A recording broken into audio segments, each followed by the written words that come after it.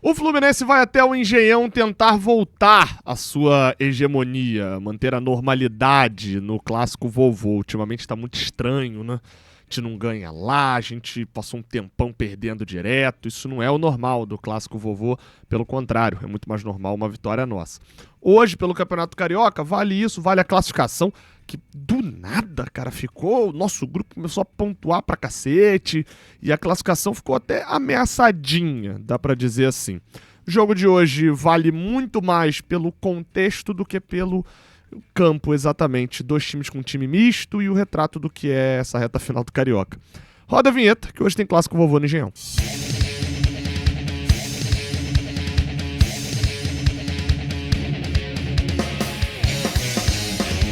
Seja bem-vindo, você guerreiro de todo o Brasil, de todo mundo. Aqui é o canal Raiz Tricolor, eu sou o Gabriel Amaral, eu sou jornalista, sou tricolor. Deixe um like aqui embaixo.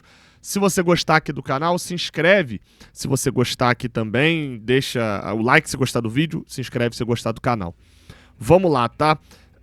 Aquelas informações básicas sobre o jogo hoje, Botafogo e Fluminense no Engenhão, domingo, 8h30 da noite. Transmissão, segundo a tabela inicial da Ferg, esse jogo não era 8h30, ele era mais cedo e tinha transmissão da Globo. Houve uma alteração na grade, o jogo foi para 8h30 da noite no Engenhão, transmissão do Sport TV e do Premier. O nosso pré-jogo abre a partir das 6h30 da noite, diretamente do Engenhão, tá? Com aquele super pré-jogo que você está acostumado, com aquele olhar diferente também e aquele debate legal, aquela apuração, aquela informação vinda de lá de fora, com aquele interesse do torcedor também. Depois da transmissão, hoje eu não estarei na narração, vai ser o João Paulo Rocha que vai narrar, o clássico Fluminense-Botafogo, então vai lá e participa na nossa transmissão, que tá aqui no Raiz Tricolor também, tá? Então 6h30 pré-jogo, 8h30 rola a bola e logo depois o pós-jogo aqui também no Raiz Tricolor. Então vamos lá, tá? A gente fala de tabela porque hoje o Fluminense pode se classificar. O Fluminense ainda não está classificado no Campeonato Carioca, né? Mas pode se classificar matematicamente hoje. Deixa eu mostrar aqui pra vocês, ó. O Fluminense está na primeira posição, o Fluminense é líder do campeonato, e tem na segunda posição o Bangu, que já jogou 5 jogos, tá? Ambos têm 9 pontos, Fluminense e Bangu. O Vasco tem 4 jogos, joga hoje ainda, tem 7, o Volta Redonda também tem 4 jogos, joga nessa segunda-feira. Aliás, o Vasco também joga na segunda-feira, né, contra o Madureira. Tem 7 também, e o Sampaio Corrêa foi a 7, com o empate contra o Boa Vista. Sampaio chegou a 7, mas o Sampaio também já tem 5 jogos. A nossa classificação, por que eu falei que ela tá ameaçadinha? Porque assim, basicamente, Vasco e Volta Redonda precisariam ganhar um jogo. Ok, isso aí é possível de acontecer, faltam 2 para cada um deles, né? Então eles passariam a gente. O Bangu só precisaria que a gente perdesse os 2 jogos e que a gente perdesse um de 2-0, um de 1-0, que eles perdessem 2 de 1-0 para poder passar a gente no saldo. Então o Bangu também não é nenhum absurdo passar a gente, se a gente perder as 2. A dificuldade é que o Fluminense cairia assim para a 4ª posição. Para ser ultrapassado pelo Sampaio Corrêa, o Sampaio precisaria ganhar o único jogo dele que falta. E o único jogo do Sampaio Corrêa que falta é justamente Flamengo e Sampaio Corrêa.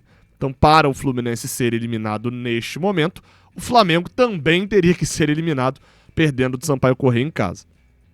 Por isso que eu falei ameaçadinho, porque além disso tudo, o Fluminense ainda jogaria com o Maricá no domingo que vem, às 8h30 da noite, fechando a Taça Guanabara e sabendo que o empate, por exemplo, já o classificaria, muito provavelmente. Então, não consigo ver muita hipótese do Fluminense sendo eliminado, não, tá?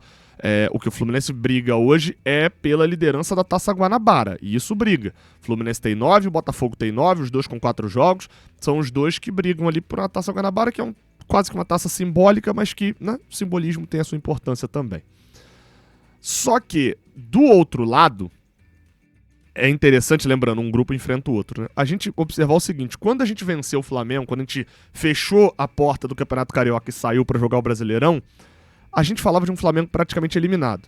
Não tá mais assim, tá? Quando a gente abriu a porta de novo, tomou um susto. Exatamente, porque desde aquele jogo nosso, o que aconteceu? Boa Vista e Vasco. O Vasco ganhou. Todo mundo do nosso grupo começou a ganhar todo o jogo, tá? O Vasco ganha normal. Portuguesa e Madureira, Portuguesa do nosso grupo, ganhou. Volta Redonda e Nova Iguaçu, empate. Maricá e Sampaio Corrêa do nosso grupo, ganhou. Aí começou a rodada na sexta-feira, nesse jogo do Flamengo é antigo. Sampaio Correia e Boa Vista, empate. Nova Iguaçu e Bangu. Nova Iguaçu do nosso grupo? Não. Então fez 1-0, vai tomar virada. Bangu ganhou. Então assim, foram 6 jogos, 4 vitórias do nosso grupo e 2 empates. Ninguém do grupo de lá venceu. E aí isso faz com que nesse momento a gente tenha que amanhã, né? O Botafogo não interessa pra isso, mas amanhã a gente esteja ali coladinho no Maricá.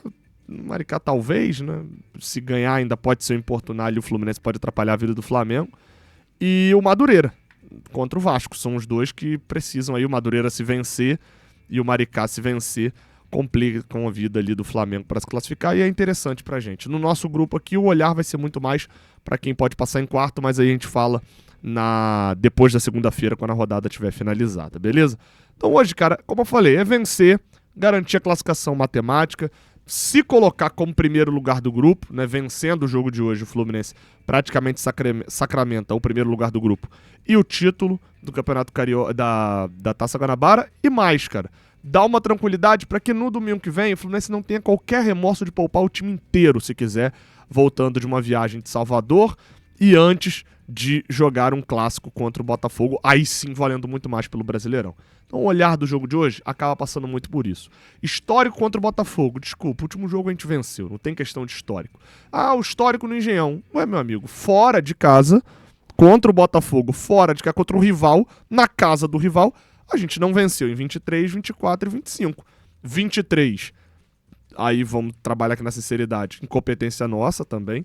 24, incompetência nossa o ano inteiro. E aí 25 também, perdemos também por incompetência nossa. Então a gente tem que admitir, 3 anos sem ganhar, mas também não é esse desespero todo não. Mas precisa ganhar hoje, seria ideal já de voltar. Agora como? De falar no Bola e Campo. Vamos lá, tá? Escalações aí aparecendo na sua tela. A gente fala aqui na parte do Bola e Campo do nosso pré-jogo KTO. Primeiro sobre a equipe do Fluminense, depois sobre a equipe do Botafogo, ok? Vamos lá, provável Fluminense tem Fábio no gol, Guga na lateral direita, Ignacio e Freitas na zaga com Guilherme Arana na lateral esquerda. O Zubeldia no campo de defesa faz um revezamento trocando 3 das 4 peças de campo da linha de defesa. Ele troca o Samuel Xavier pelo Guga, ele troca o Ignacio, né, colocando no lugar do James e coloca o Guilherme Arana no lugar do René, mantendo o Juan Freitas. Vale o destaque, o Freitas vai para sua 4ª partida seguida, tá? É o que não está sendo poupado aí na sequência. O James teve descanso, o Ignacio é reserva, né, então naturalmente descansou, mas o Freitas não saiu. O normal dessa zaga seria Ignacio e Gorrabelo, ou Ignacio e James, né, para testar ali também um que jogue pela esquerda. O Freitas jogou contra o Nova Iguaçu os 90 minutos, contra o Flamengo os 90 minutos, contra o Grêmio os 90 minutos. Não é uma... Quer dizer, eu tô falando aqui como se você fosse se preocupar se o Freitas lesionasse, né? Mas enfim, né, vamos manter o respeito aqui. Não é um cara que tem um histórico de lesões, então enfim, nesse ponto é mais tranquilo. No meio de campo, Bernal, Martinelli e Lima. Vamos lá, tá? Aqui a troca, porque ele na teoria tá tirando o Nonato pra colocar o Martinelli, tá tirando o Martinelli pra colocar o Bernal. É meio que assim que eu enxergo um pouco o jogo. Ele já colocou o Bernal com o Martinelli no último jogo no Maracanã, não é nenhuma novidade, mas a gente vai poder ver o Martinelli um pouquinho mais solto. Eu particularmente gosto do Martinelli de 5. Tá? Acho que o Martinelli tem um refino, uma qualidade como camisa 5, que faz uma diferença absurda na saída de bola. Vamos ver ele recebendo por várias vezes essa bola já em progressão e não recebendo para girar o corpo e dar o passe, que é como ele faz como camisa 5. E vamos ver o Bernal, né? O Bernal precisa de uma sequência de bons jogos, né? O Bernal, tal qual o John Kennedy, nunca faltou... eu diria assim, um bom jogo numa sequência de 5 ou 6. O Bernal de vez em quando joga bem, mas não consegue jogar bem em sequência. E é principal quando você é jovem para se avaliar a qualidade de um jogador. E aí o Lima ganha mais confiança depois do Fla-Flu. E eu vi muita gente falando, pô, o Lima de meio campo, o Lima de meio campista. O Lima, quando jogou nessa função, ele não foi o Lúcio, né? Ele não veio encostar aqui e jogar de segundo atacante com o John Kennedy, né? Então, quero ver a movimentação tática. Esse como é um jogo que eu vou ver de casa. Vou tentar reparar um pouquinho mais, não vou narrar o jogo, vou tentar reparar um pouquinho mais essa questão tática. E aí o ataque, ele poupa o Serna no ataque, vai com o Santi Moreno, o Serna também vem na sequência, né? Jogou 45 contra o Nova Iguaçu e foi titular contra Flamengo e Grêmio. Canóbio, esse é titular sempre que pode, é meio que um Freitas ali fisicamente. E John Kennedy mantido no ataque. O Everaldo está em negociações com o Atlético Paranaense, o que suscita a possibilidade até mesmo de que o Everaldo fosse receber chances. Ele não foi titular, o John Kennedy foi titular contra a equipe do Flamengo e a equipe do Grêmio, então seria natural ser poupado agora para o Everaldo virar titular, já que o Lelê já está lá no Chipre, ou pelo menos está indo para lá, né? Já foi apresentado pelo time cipriota, então seria o natural o Everaldo ser titular nesse jogo, já que está rodando o time e segura o JK para o jogo contra o Bahia no meio de semana. Talvez nessa lista de relacionados do domingo já deu indício de que o Everaldo está mais só do que engatilhado com o Atlético Paranaense, mas já estaria fechado se ele não aparecesse o time do Luiz Subeldia. Vamos ver como é que vai ser o Santi Moreno, se ele vai aproximar o Arana, vai passar mais pela esquerda. Mas aí, para falar de tática, a gente fala um pouquinho do Botafogo também. Primeiro, eu tenho um programinha aqui que eu tenho as escalações, vocês estão vendo aí, né?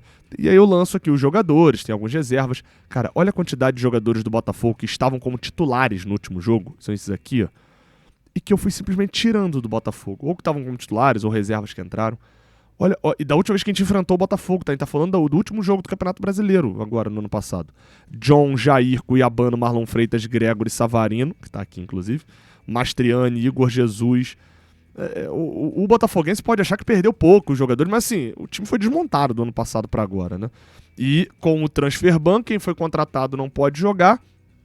E o Martim Anselmi também vai rodar o time. Meteram 4 no Cruzeiro no meio de semana. Acho que ninguém duvida da qualidade do time titular do Botafogo. Acho que todo mundo duvida da longevidade desse clima e da tranquilidade do Botafogo dentro de um Campeonato Brasileiro tão longo. Mas no Carioca ele vai rodar o time. Mesma coisa do Fluminense, tá? Time misto. Tem peças de titulares e tem peças também que são completamente reservas. O Martim Anselmi vem com o Léo Link no gol.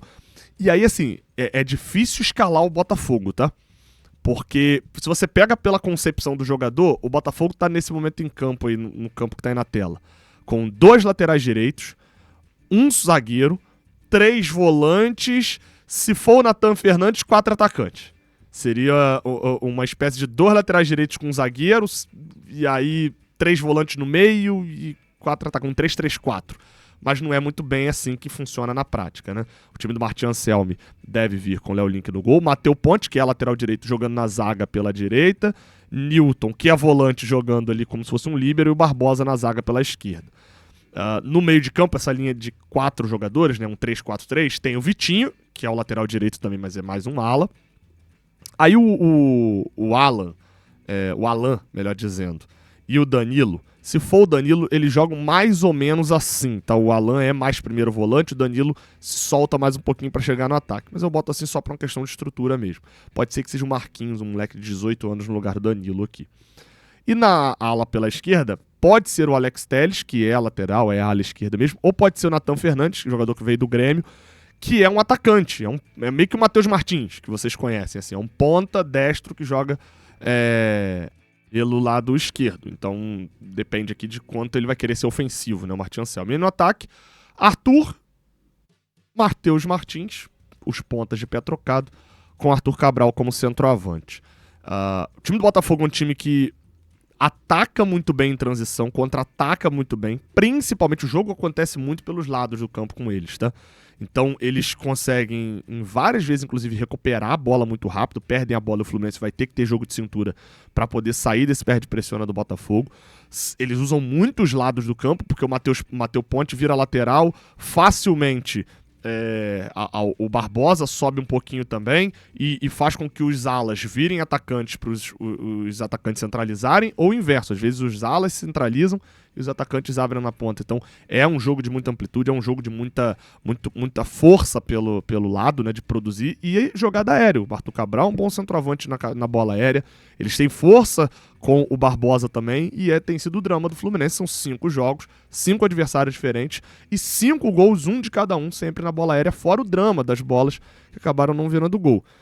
Agora, por outro lado, o time do Botafogo sofre muitos contra-ataques, porque esses laterais viram atacantes, eles têm bola nas costas, e aí vão entrar Santi Moreno, Guilherme Arana, o Lima e o Martinelli no meio, e o John Kennedy fazendo esse pivô principalmente pro Canóbio, ainda mais se eles inverterem os lados, porque o Canóbio e o Santi jogam mais pelo lado direito. Se o Canóbio for atacar as costas do Vitinho em cima do Matheus Ponte, que é fraquíssimo, principalmente como zagueiro, pode dar muito bom, porque o Canóbio tem velocidade para poder chegar em uma condição muito melhor. Outra coisa, lançamento, a linha do Botafogo joga muito alta normalmente. Então, lançamento nas costas da zaga para Santi Moreno e Canóbio podem funcionar muito bem, até mesmo para o John Kennedy, talvez puxando a marcação do Barbosa para poder aproveitar essa bola. Então é outra coisa que chama muita atenção. Tá? Esse é o desenho tático do jogo. O pré-jogo KTO nosso aqui tem que fazer uma apostinha na KTO, né? Senão, né, não faz sentido. Então, vou deixar o link da KTO aqui na descrição, mas você vai lá e tá aparecendo aí na tela também a aba promoções, tá? Na aba promoções você vai ter lá, por exemplo, a chance extra de até R$20. Se você clicar aqui no aceito participar e fizer uma aposta pelo seu dispositivo móvel, com a odd mínima ali de 1,80, você faz a aposta e mesmo que você perca a aposta, você ganha R$20 para fazer outra aposta. Não vai para o seu crédito lá, né? Vai ficar para você fazer uma outra aposta de R$20. É pelo dispositivo móvel, eu tô pelo computador, então não consigo fazer, mas acho que é legal te avisar. Bem, vamos lá. Jogo Fluminense e Botafogo. O Fluminense tá pagando 3, cara. Uma vitória, os dois times mistos.